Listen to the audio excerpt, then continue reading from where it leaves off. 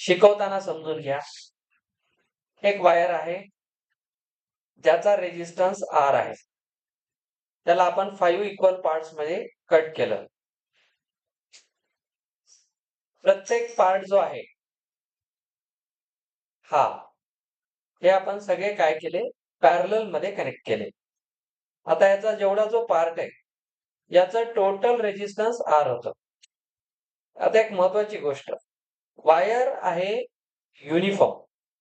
जोपर्यंत तुम्हाला वायरच्या डायमेन्शन मध्ये काही चेंजेस देत नाहीत हे समजून घ्या. आता हा जो क्वेश्चन आहे नॉर्मल आहे, कारण इथं वायरचं क्रॉस सेक्शन एरिया, लेंथ हे सगळं युनिफॉर्म मानलेलं आहे. कधी कधी काय होतं, तुम्हाला दोन वेगवेगळ्या टाईपचे मेटल्स जोडून दाखवतात, क्रॉस सेक्शन एरिया वेगवेगळे असलेले. त्यामुळे रेजिस्टन्स आपण पाहिलेले मटेरियलवर डिपेंड असतं. त्याच्यामुळे हा क्वेश्चन तेवढ्या अवघड कॅटेगरीचा नाहीये. इथे युनिफॉर्म वायर आहे, म्हणून जर टोटल रेजिस्टन्स R असेल तर 5 पार्ट्स मध्ये या R चे इक्वल 5 पार्ट्स होतील. फक्त मी तुम्हाला रिअलाइज करायला शिकवायलोय. तर या पद्धतीने याचे 5 इक्वल पार्ट्स होतील. हे जर सिरीज मध्ये जोडले असते तर आपण सरळ यांना ऍड केलं असतं. बरं, यांना ऍड करून काही झालं नसतं. हा क्वेश्चन सिरीज मध्ये जोडा असं का म्हणलं नाही, कारण ते ऑलरेडी सिरीज मध्ये, कारण ह्याला ऍड केलं तर 5/5 येते आणि कॅन्सल होऊन Rच येणार आहे. म्हणून त्यांनी क्वेश्चन मध्ये चेंज केला की याला आपण पॅरलल मध्ये जोडलेलं आहे. आपल्या सगळ्यांना माहिती आहे 1/R', कारण असं म्हणतंय की हे जे कॉम्बिनेशन आहे पॅरलल, त्याचा रेजिस्टन्स इक्विव्हॅलंट रेजिस्टन्स R' आहे. पॅरललचा फॉर्म्युला आहे 1/R is 1/R1 plus 1/R2 and so on. तर आपल्याला इथे R1 कोण आहे, R/5 आहे. असे किती जोडले आपण, 5. पूर्ण एक्झाम मध्ये असं लिहायचंय तुम्हाला. एक्झॅक्ट हा क्वेश्चन जेईई मेन्स ने विचारलेला आहे.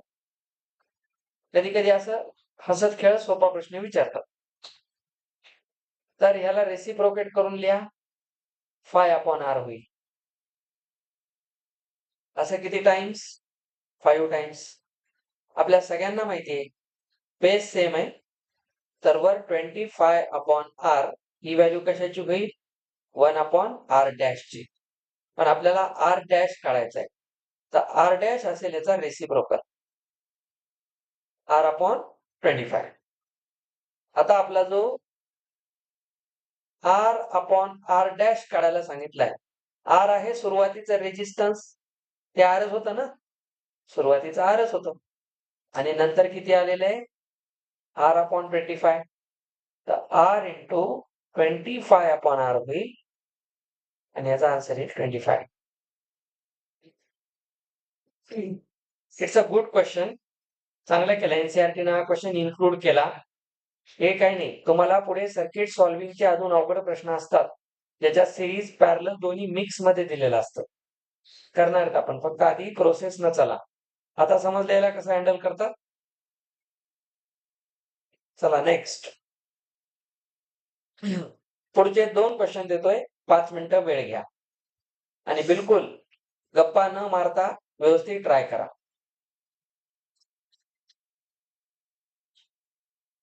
लक्ष द्या, अडचण आहे, लक्ष द्या. Second question, which of the following terms does not represent electrical power? मी तुम्हाला पॉवर साठी W/T हा बेसिक फॉर्म्युला दिला होता आणि वर्क आपण काय लिहिलं होतं, तुम्हाला आठवत असेल तर potential is work done per unit charge होतं. तर आपण वर्कला काय लिहू शकतो, VQ. समजलं, खाली आला T. आता तुम्ही बघा, VQ आहे, तर आपण या Q ला करंटच्या फॉर्म मध्ये पण लिहिलं होतं. I होता Q/T आणि Q ला आपण लिहू शकत होतो IT. तर इथं V आहे आणि इथं लिहा IT आणि खाली येईल T. या क्वेश्चनच्या निमित्ताने मी हा कॉन्सेप्ट परत शिकवायला तुम्हाला. तर याचा एक फॉर्म VI आहे जो इथं आहे. याचा अर्थ डज नॉट म्हणले तर आनंदात ह्याला टिक करायचं नाही, म्हणजे हा पॉवरला रिप्रेझेंट करतो असं याचं सरळ मिनिंग आहे. चला बघा, दोन फॉर्म्युल्यांच्या हेल्पने आपण केलेलं आहे. म्हणजे आपल्याला पॉवरचा एक फॉर्म्युला सापडला VI. तुम्हाला आठवते जूल्स लॉ लिहिला होता आपण, I²RT. ती होती एनर्जी, आणि एनर्जी पर युनिट टाइमच पॉवर असते. पॉवरला आपण एनर्जी पर युनिट टाइम पण लिहितो. एनर्जी म्हणजेच वर्क डन, आणि ही एनर्जी होती हीटच्या फॉर्म मध्ये, आणि त्यालाच आपण हिटिंग जूल्स लॉ म्हटलेलं आहे.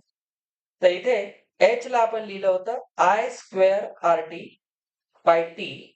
Again T cancelled, I²R. Very nice. तर फर्स्ट ऑप्शन पण पॉवरला रिप्रेझेंट करतं. तर हे पण आपला आन्सर नाहीये. नाही तर म्हणतात मल्टिपल सिलेक्शन आहे, असं काही नाही. Again P is equal to VI. आपल्या सगळ्यांना माहिती आहे I आहे ओम्स लॉ नुसार, V काय होता IR, I काय आहे V/R. तर मी इथं हे V लिहून I ला परत लिहितो, बघा V/R.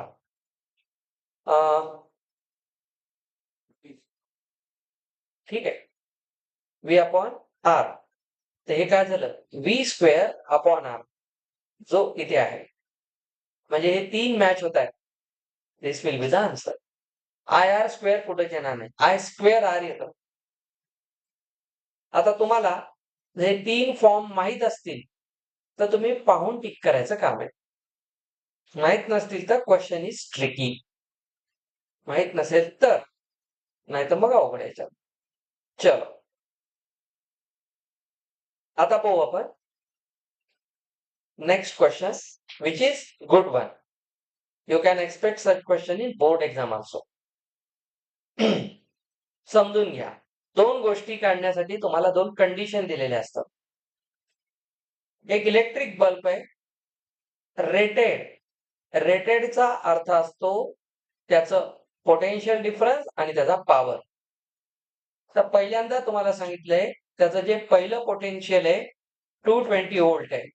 मी शिकवताना तुम्हाला एक गोष्ट सांगितली होती, कधी थिअरी लेक्चर मध्ये पहा, व्हिडिओ पाहायचा प्रसंग आला तर. 220 व्होल्टला मी एक नाव दिलं होतं RMS व्हॅल्यू, रूट मीन स्क्वेअर व्हॅल्यू. हा कधीही आपल्याला 100% आउटपुट देत नाही. हा 67% आउटपुट असतो टोटल व्होल्टेजचा. टोटल व्होल्टेज असतो 311 व्होल्ट. ही मॅक्सिमम व्होल्टेज असतं कोणत्याही कंडक्टरचं, डोमेस्टिक सर्किट असो कोणतेही. तुम्हाला पहिल्यांदा पोटेन्शियल दिलेलं आहे आणि याचा पॉवर दिलेला आहे. हे पहा, हे वॅट आहे, हे वर्क नाही. W असतो watt. Watt is the SI unit of power. तर इथे तुम्हाला पहिल्यांदा पॉवर दिलेला आहे 100 वॅट. आता ह्याच्या हेल्पने आता आपण एक काम करू शकतो. Power is V²/R. Sir R तर दिलाच नाही, तुम्ही का घेतला? कारण सांगतो. आपल्याला हे दोन दिलेले आहेत, याच्या हेल्पने आपण R काढतो. बघा, P आहे V आहे, तर इथून R येणार. आता आपल्याकडे परत कोण आहे? V आहे, आणि तुम्हाला डायरेक्ट पॉवर विचारले. आता V आहे तर तुम्हाला काय काढावं लागेल? P काढावं लागेल. P. त्यासाठी कोणाची गरज आहे? परत R ची गरज आहे. तर मी पहिल्या कंडिशन वरून R काढणार आणि त्याच्या हेल्पने पुन्हा हाच फॉर्म्युला लावून V चेंज करून P काढणार. म्हणून आपण याला दोन प्रकारे सॉल्व्ह करतो. तर R ची व्हॅल्यू काय होत आहे? V²/P. तर पहिल्यांदा V आहे 220 चा स्क्वेअर आणि P आहे 100. याला जाऊ द्या, याचा स्क्वेअर येतो 484. This is in ohm because it's resistance. खूप जास्त रेजिस्टन्स आहे, 484 volt.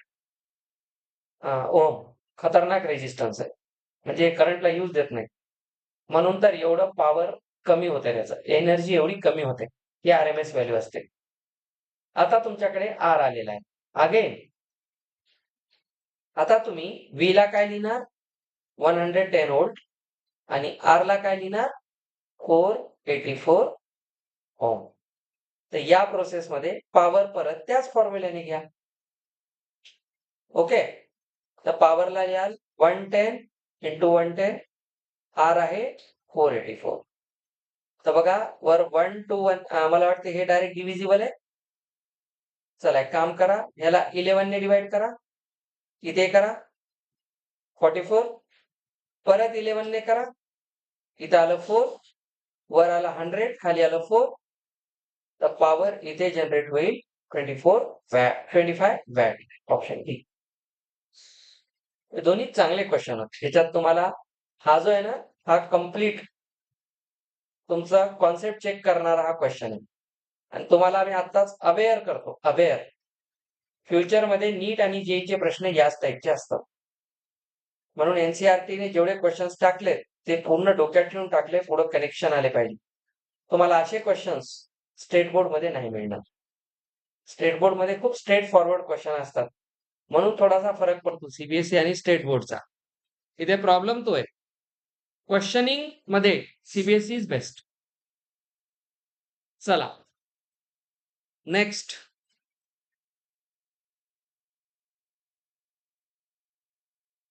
Very good question. Do this. आता तो फॉर्म्युला माहिती आहे, थोडंसं डोकं लावायला शिका.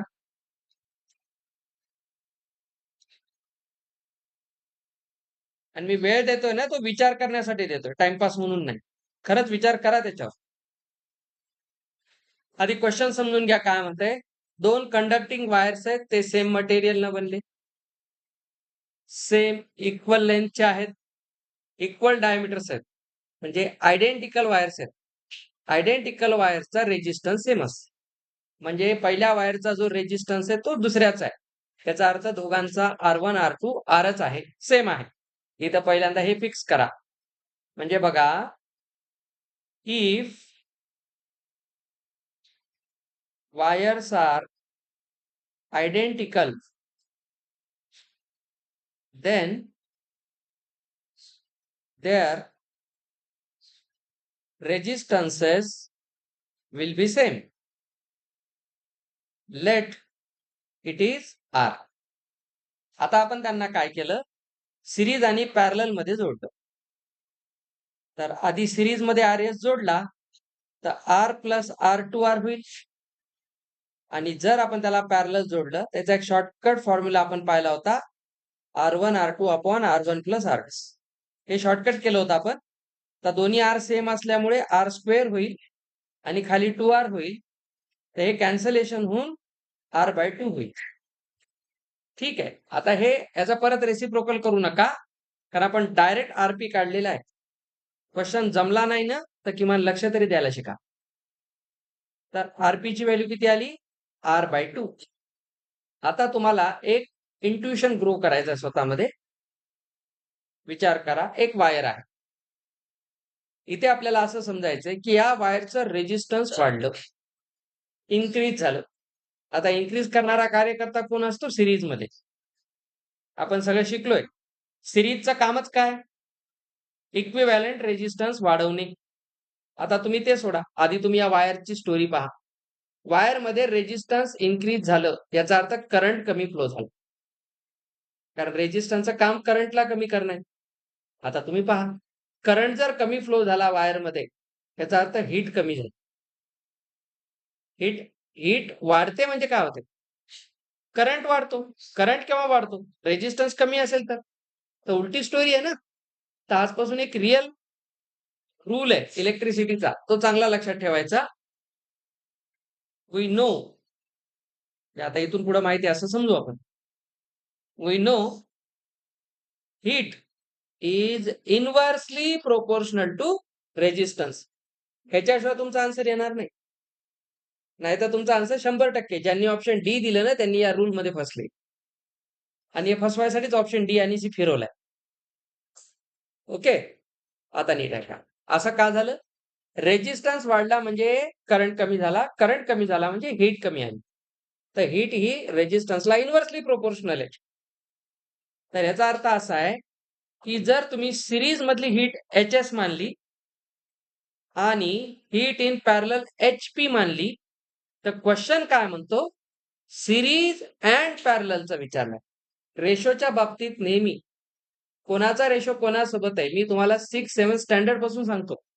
रेशो मध्ये P by Q is not Q by P in general. म्हणून ज्याचा रेशो विचारलाय तोच आधी लिहा बेटा.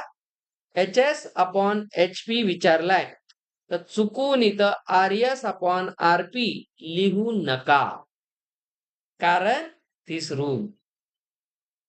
तर बघा काय होते खेळ. तर याला आपण काय लिहूया, HS असेल आणि HR ला काय इनव्हर्सली प्रोपोर्शनल, तर HS असेल तर RP लिहायचा, उलट करायचं. कळलं सर? असं जर आमच्या लक्षात नाही आलं तर याला तुम्ही 1 अपॉन RS लिहा, माझं काही बिघडत नाही, इनव्हर्सली प्रोपोर्शनल आहे. आणि याला 1 अपॉन RP लिहा, बघा हे वर हे खाली जाईल, तेच सांगू लागतो. हे आता पहिली वेळ म्हणून सांगतो. आता इथून पुढे लक्षात ठेवायचं, जेई मेन्सचे 80 क्वेश्चन जर आले रेशोचे, तर 75 क्वेश्चन या रिलेशनवर असतात. हे रिलेशन आहे महत्वाचं. मी दोन्ही क्लासला शिकवतो म्हणून मी तुम्हाला सांगायलो कुठं काय कनेक्शन्स आहेत. त्यालाच फाउंडेशन म्हणतात. 1 by RS is 1 by RP ला तुम्ही काय लिहा, RP अपॉन RS. आता सांगा RP किती आहे, R/2 दिसते, आणि हा किती आहे RS 2R. त्याला काय लिहाल, R/2 इंटू 1/2R. हे रिव्हर्स होईल हा, म्हणजे 1:4. Therefore option C is the answer. Best question sir, जेवढे आहेत तेवढे असे जोरदार आहेत, तुम्हाला चांगल्या गोष्टी शिकायला भेटतील. या क्वेश्चन मध्ये हा IMP रूल आहे. समजलं? या क्वेश्चन मधून बऱ्याच गोष्टी शिकता येतील. आगे बढ़ो. क्वेश्चन समजून घ्या. A copper wire has diameter 0.5 millimetre. बरं फिजिक्स आहे, मॅथ्स नाही. युनिट कडे लक्ष द्यायचं बरं, नाही तर सगळा गोंधळ होते. डायमीटर 0.5 मिलीमीटर आहे. रेजिस्टिव्हिटी एवढं खराब देऊन ओहम मीटर लिहिले. बरं हे मीटर आहे, हे मिलीमीटर आहे, इथंच बँड वाजवला आहे. What will be the length of this wire to make its resistance 10 ohm. I think रेजिस्टिव्हिटीचा फॉर्म्युला आहे R is equal to rho L by A. Rho L by A. तर आपल्याला रेजिस्टन्स दिलाय, म्हणजे आपल्याला रेजिस्टन्स किती करायचा आहे, 10 ओहम. तर आपल्याला काढायची काय लेंथ. तर तुमचं पहिलं काम तुम्ही R चा फॉर्म्युला काय लिहाल, you have to use R is rho L by A. पण आधी ह्याला मीटर मध्ये करून घ्या, दॅट्स गुड आयडिया. तर 1 मिलीमीटर मध्ये, जर तुम्हाला माझं 7वी 8वीचं लेक्चर आठवत असेल, मिली, सेंटी, डेसी शिकवतो, ज्यांना आठवत नाही, मीटर, डेका, हेक्टो, किलो. तुम्हाला नाही, मी आमच्या जेईच्या स्टुडंटलाही शिकवलंय, त्यांनाही माहित नव्हतं. त्यांना शिकवलं होतं पण विसरले होते. स्मॉलर टू बिगर जेव्हा युनिट जातो तेव्हा डिव्हिजन करायचं. स्मॉलर टू बिगर डिव्हिजन, ठीक आहे. बिगर टू स्मॉलर मल्टिप्लिकेशन. आता प्रश्न विचारा, कोणाचं डिव्हिजन कोणाचं मल्टिप्लिकेशन, ठीक आहे. डिव्हिजन बाय पॉवर ऑफ 10 आणि मल्टिप्लिकेशन बाय पॉवर ऑफ 10. आता सांगा मला कुठून कुठं जायचंय, मिलीमीटर टू मीटर. गोष्टींकडे लक्ष द्या. मिलीमीटर म्हणजे मी इथं आहे आणि मला जायचंय मीटर पर्यंत, म्हणजे मी चाललो स्मॉलर टू बिगर. किती घरं चाललो, 1 2 3. तर डिव्हिजन आहे, एक घर म्हणजे 10 चा पॉवर 1, 2 म्हणजे 10 चा पॉवर 2, 3 म्हणजे 10 चा पॉवर 3. तर पट्टकन 0.5 मिलीमीटरला 0.5 डिवायडेड बाय 3 घरं म्हणजे 1000 ने डिवाइड करा, झालं तुमचं मीटर मध्ये कन्व्हर्जन. तर हे काय आहे, डायमीटर. तर गडबड करू नका, दिस इज ओनली डायमीटर, पटकन इथं ठेवताल. क्वेश्चन मस्त बनवलाय. हे रो घ्या, एल घ्या, ए लिहा, पाय R² आणि R आहे रेडियस आणि ही आहे डायमीटर. तर याला परत डिवायडेड बाय 2 करायचंय. समजायले काही? तर याला थोडंसं व्यवस्थित लिहून देतो, ऐका बेटा ऐका. चालत असतं. कॅल्क्युलेशन तुम्ही करायचं आता कॉन्सेप्ट मी शिकवला. कॅल्क्युलेशन फक्त समजून घ्या किंवा एक काम करा, तुम्हाला ते दोनदा नको वाटत असेल, तर डायमीटर किती आहे? 0.5 मिलीमीटर. तर आधी त्याची रेडियस करा हाफ करून. तेही चालते, मला काही प्रॉब्लेम नाही. तर किती होईल? 0.5 चा हाफ. आता याला असं नका पाहू. 0.5 म्हणजे 1/2 आहे. असं पहा म्हणजे थोडं करायला सोपं जाईल.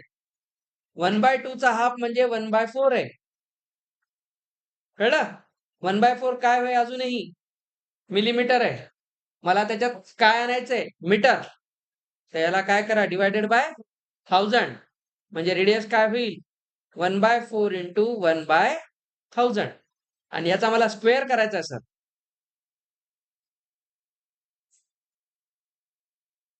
समजलं? बरं इथं पायच्या व्हॅल्यू बद्दल काय आहे का? नाही. बरं मला एक असा प्रश्न आहे, चांगला प्रश्न आहे तो पण. आपण एरिया काढायची गरज आहे का?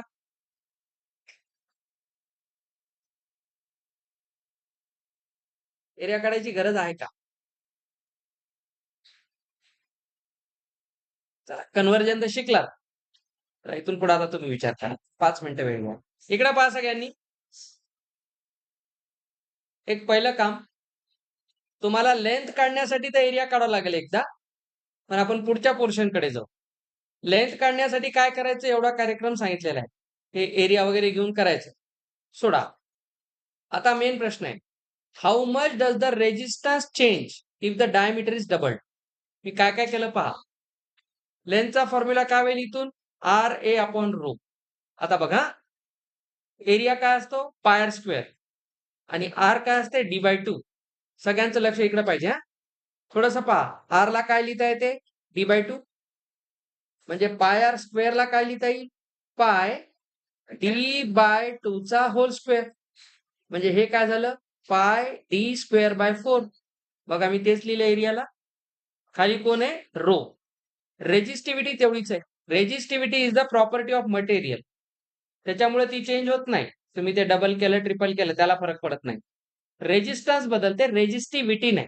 It is the property of material. Same wire असेल, त्याच मेटलचं बनलेलं तर रेजिस्टिव्हिटीला फरक पडत नाही. तर रेजिस्टिव्हिटी रोज राहील. जी काही दिली आहे त्यांनी ती मुद्दामाशी दिली तुम्ही कॅल्क्युलेशन मध्ये अडकावं म्हणून. याचं काम तुम्हाला फक्त लेंथ काढण्यासाठी आहे, बाकी नाही. पण लेंथ काढण्यापेक्षा तुम्ही परीक्षेमध्ये जो क्वेश्चन येईल तुम्हाला, तो लेंथ वाला नाही येणार. ते मी तुम्हाला आता गॅरंटीनं सांगतो. कारण तिथे तुम्हाला एवढं कॅल्क्युलेशनचा क्वेश्चन त्यांना द्यायला त्या मार्कालाही परवडत नाही.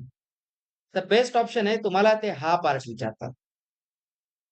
तर तुम्ही फोकस या पार्टवर करा. हाच पार्ट आहे पुढे कॉम्पिटिशन मध्ये पण येतो. तर मी काय करतोय बघा. ए ला असं लिहिलेलं आहे. रेजिस्टन्स किती आहे? 10.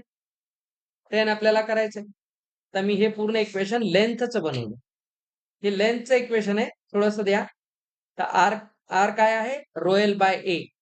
तर एल ची व्हॅल्यू आताच आपण काढली. हा रोला रो इथं ठेवा. बघा 10 पाय डी स्क्वेअर बाय 4. आता लेंथ लिहिली होती आपण आणि खाली कोण आहे? ए.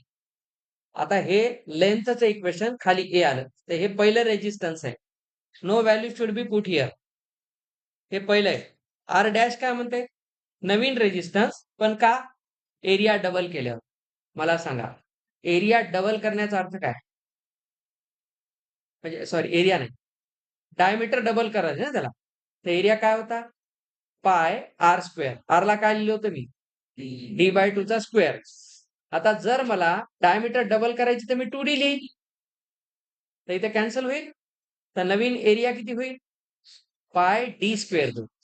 तर बघा मी काय केलंय. नवीन याच्यामध्ये एरिया जो आहे ना, तो इथं बघा पाय डी स्क्वेअर आहे त्याला आपण लेंथ सोबत अटॅच केलं.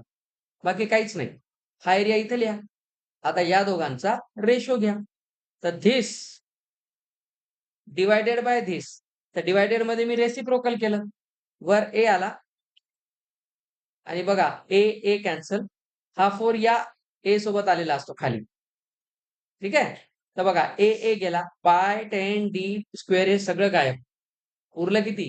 वर 1 खाली 4. तर आर आणि आर डॅश मध्ये कितीचा रेशो राहील? 1:4 चा. This is the required question.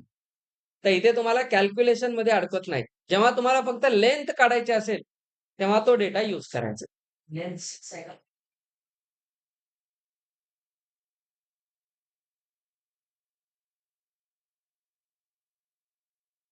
हा बरोबर आहे. 122.7 बरोबर आहे. त्यासाठी तुम्हाला मी काय आयडिया सांगितली? लेंथ काढताना R10 ठेवा. एरिया तुम्ही ही रेडियस मानून करा आणि रो ची व्हॅल्यू ही ठेवून करा. तुमचा आन्सर 122. इथला आन्सर येते 122.72.